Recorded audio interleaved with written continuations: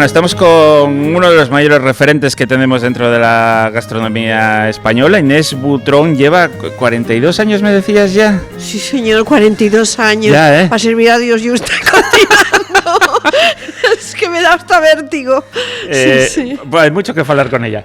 Pero Inés Butrón, bueno, la conocéis por Ule y Mantel, y que yo creo que es tu gran obra, ¿no? Del blog donde escribes y llevas tantos años enseñando lo que haces, pero aparte es escritora, divulgadora gastronómica, profesora en el Basque Culinary Center, colaboradora de muchísimos medios, también de la radio.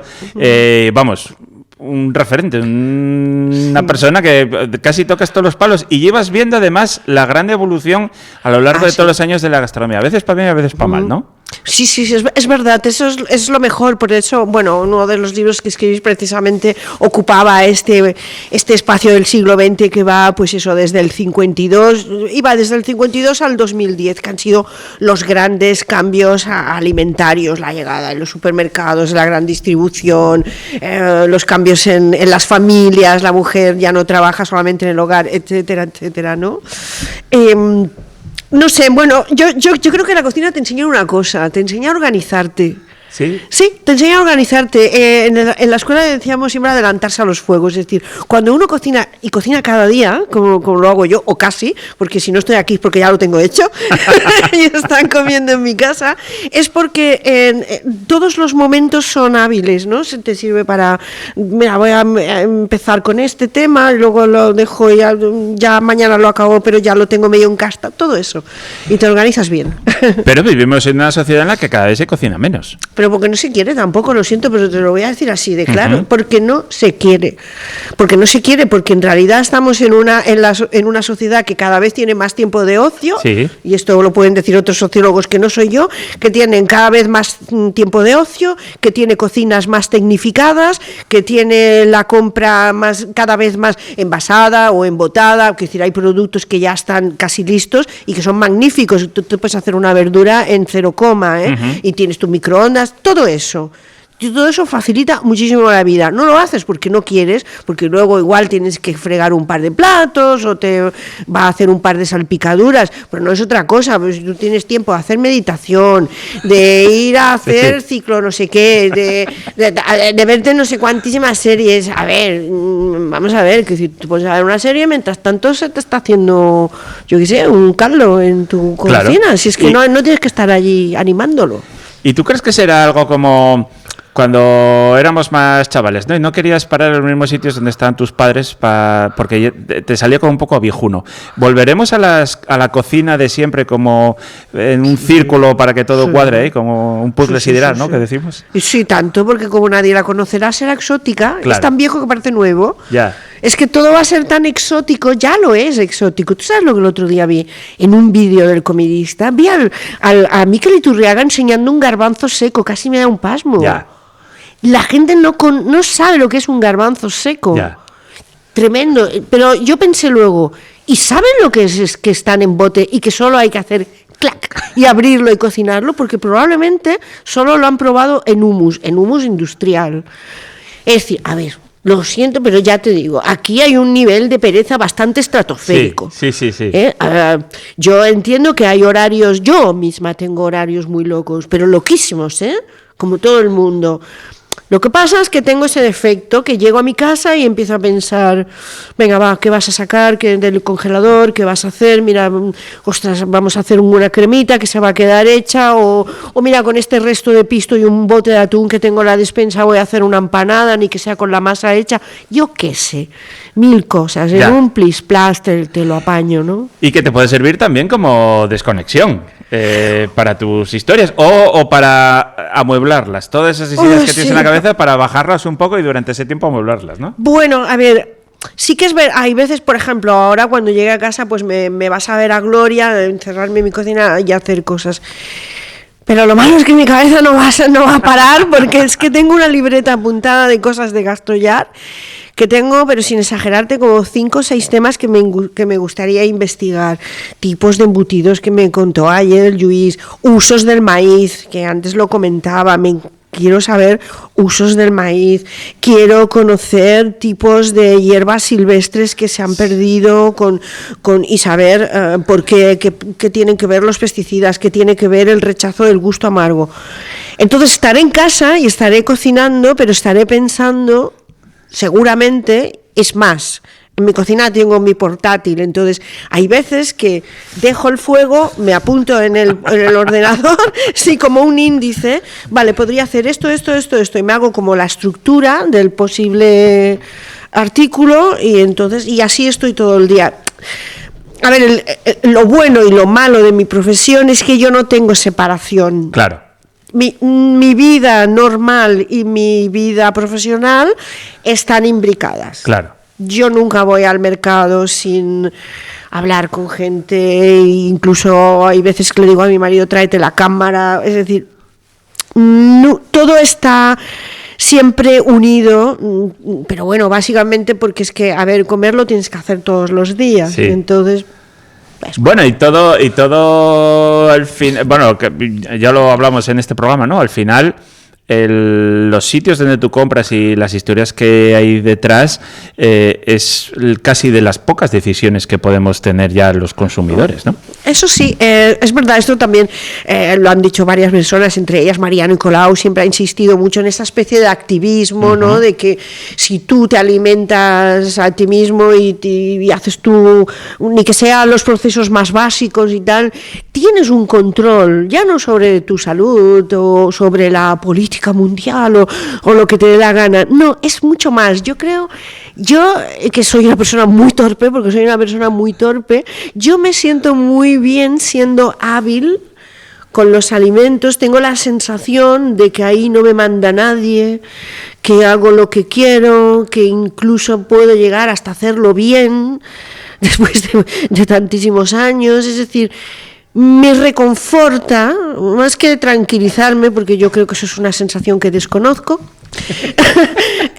yo creo que me hace sentir hábil, útil a la humanidad con las manos, no lo sé, es una satisfacción, incluso cuando estoy muy estresada, que también cocino muy estresada, pero incluso cuando termino, después de tanto estrés, pienso... Y con todo y con eso has podido hacer esto, claro. ¿No? Y entonces me pongo una medalla, claro. Me siento bien.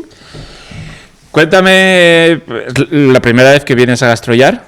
Sí, pero no Asturias con otros temas aparte, periodísticos. Ya, efectivamente. Sí. Y conoces muchos congresos gastronómicos. Hablamos antes de, no voy a decir la singularidad, pero sí que la importancia frente a los grandes forums gastronómicos que existen con grandes estrellas y estrellados que van marcando tendencias y que nos van metiendo a todos casi en una homogeneización, ¿no? La importancia de este tipo de encuentros, bueno, ya no voy a decir festivales, de encuentros donde personas que normalmente no tienen tanto foco mediático sean capaces de tengan un altavoz para dar esos discursos. Sí, a mí me gustan estos pequeños congresos y este en concreto, no sé, tiene ese punto, ese orgullo de ser algo vecinal, ¿no? De nosotros estamos aquí para defender, pero también para aprender, porque fíjate, esta mesa redonda, yo digo, ya verás tú lo que nos van a decir, porque claro, tú, ¿por qué tienes que venir tú aquí a decirme lo que yo tengo que hacer? Yo no quería caer en eso, ¿no? No, venga usted a decirme lo que tengo que hacer en mi pueblo.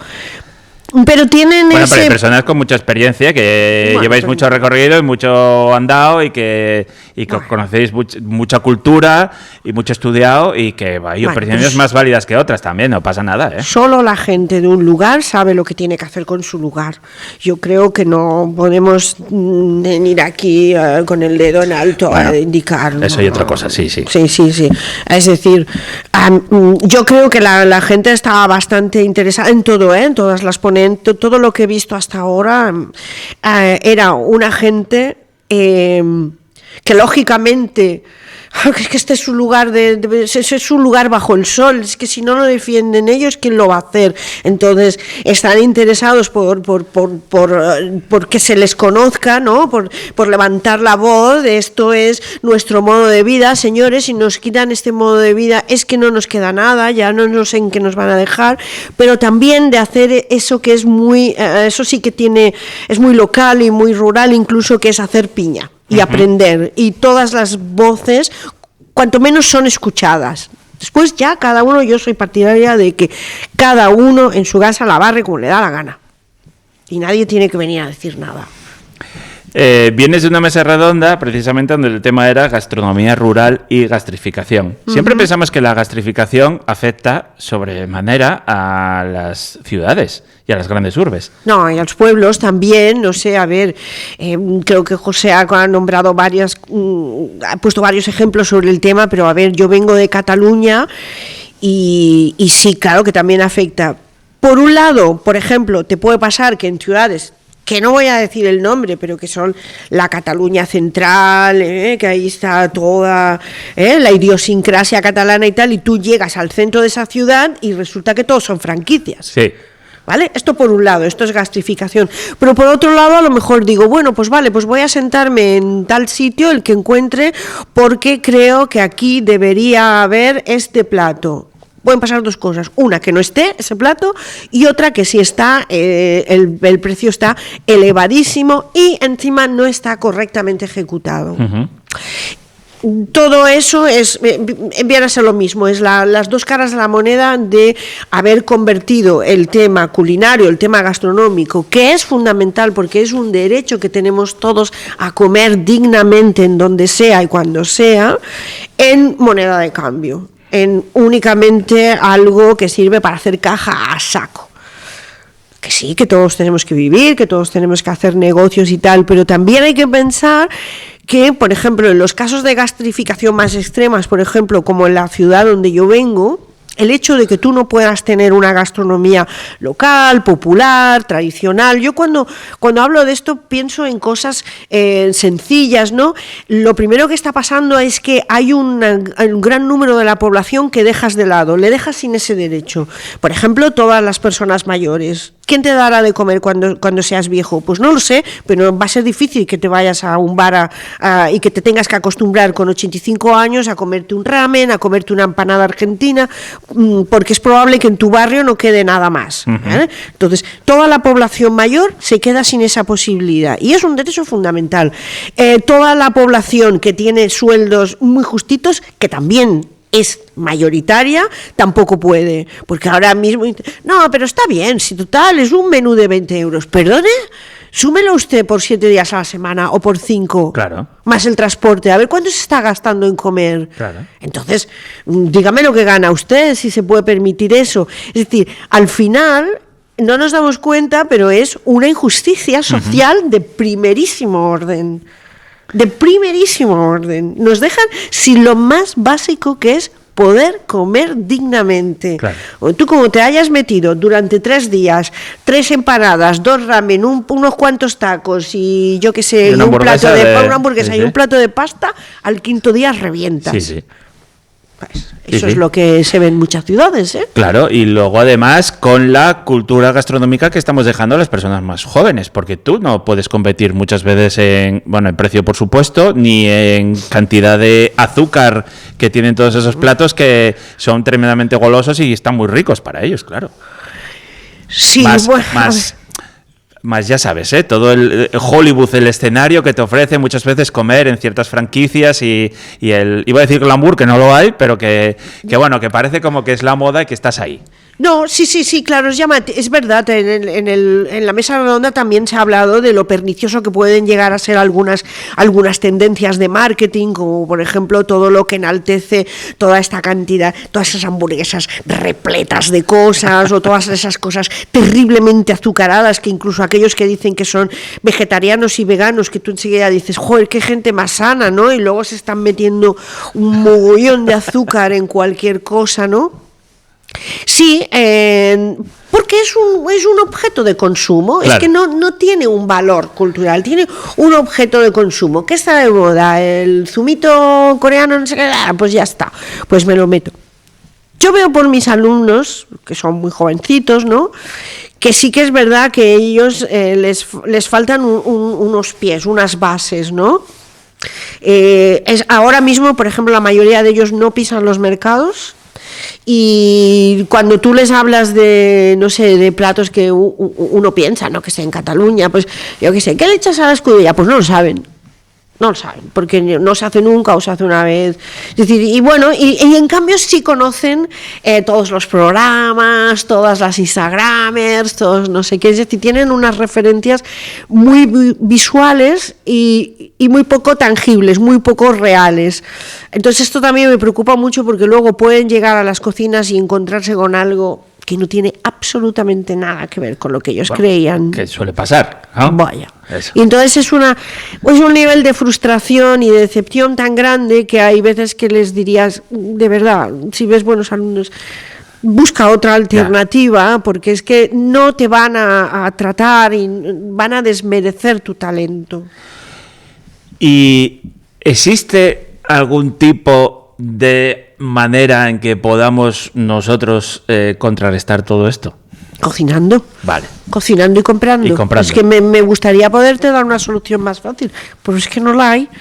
No la hay, es decir, no te digo que llegues a mi nivel de locura o que te conviertas en una activista, pero se pueden hacer pequeñas cosas, Por ejemplo, pues esto, vale, tú no tienes tiempo de ir a un mercado, ni siquiera un sábado, oye, nada, te apetece, pero hay muchas fórmulas, por ejemplo, pues para que a ti te llegue una cajita de verduras, ¿no?, en las ciudades, una cajita de verduras semanales, ¿no?, y que tú te pares una horita a la semana y digas, vale, con lo que tengo aquí haré estos 4 platillos, y luego pues oye, mira, ya lo demás pues vas trampeando, ¿no? Un día pues vas a tu carnicería de barrio, otro día pues sales del paso con el súper, pero se necesita un poquito de planificación, un poquito como lo haces en cualquier otra cosa, que tú sabes los días que tienes pádel. Bueno, pues tú tienes que saber lo que tú tienes en tu despensa y te lo organizas, y hay diferentes fórmulas para comprar, para abastecerse. Es muy importante tener una buena despensa. Uh-huh. La industria agroalimentaria no necesariamente es el coco. La industria agroalimentaria tiene maravillosas conservas de pescado, verduras ya embotadas, legumbres ya embotadas, tenemos buenos embutidos, buenos quesos. Eso es comida, pero comida fetén. Claro. Es decir, pero hay que pensar en ello como una prioridad, que o lo haces o la riñas, es decir, así de claro. Entonces, bueno, dentro de tu tiempo, pues como si fuera tu horario de pádel o tu horario del cafetito con tus amigos o lo que sea, pues también le das una horita a organizar cuál va a ser, más o menos, no por decreto ley, pero tu alimentación. No cuesta mucho, casi nada. Si yo lo puedo hacer, que eso ya te digo, yo soy una persona muy torpe, lo puede hacer cualquiera. Lo que pasa es que a veces el usuario medio, trabajador normal, siempre pensamos que ese tipo de productos van a ser mucho más caros y se nos van a ir, siempre vas a grandes superficies. Ya voy a dejar aparte la comodidad, que ahí somos todos una panda de vagos, bastante, estoy muy de acuerdo contigo. Pero sí que decimos, joder, es que ir al mercado es mucho más caro que ir a cierta cadena de superficie y tal. Sí que es verdad que ahora, bueno, con el tema de las exportaciones e importaciones y las guerras y esas cosas, igual la cosa se puede ir equilibrando y miramos a ver a la paisana que planta lechugues, no lo sé.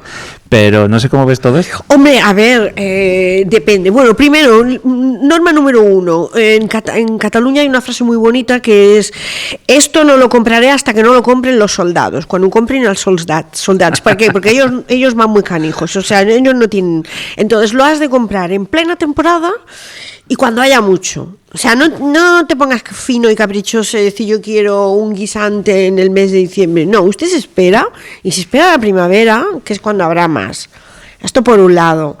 Después, hay cosas que cunden mucho. Por ejemplo, yo siempre pienso que dentro de lo que sería más caro, te diría que, por ejemplo, está un queso o un trozo o un bistec, un entrecot. Sí, porque no te cunde. Sí. No porque no cunde. Mientras que si yo me gasto, que ayer me dijeron en torno a las 16 euros, ¿no? El kilo de faves, y compro su compa, ¿a cuánta gente le doy de comer?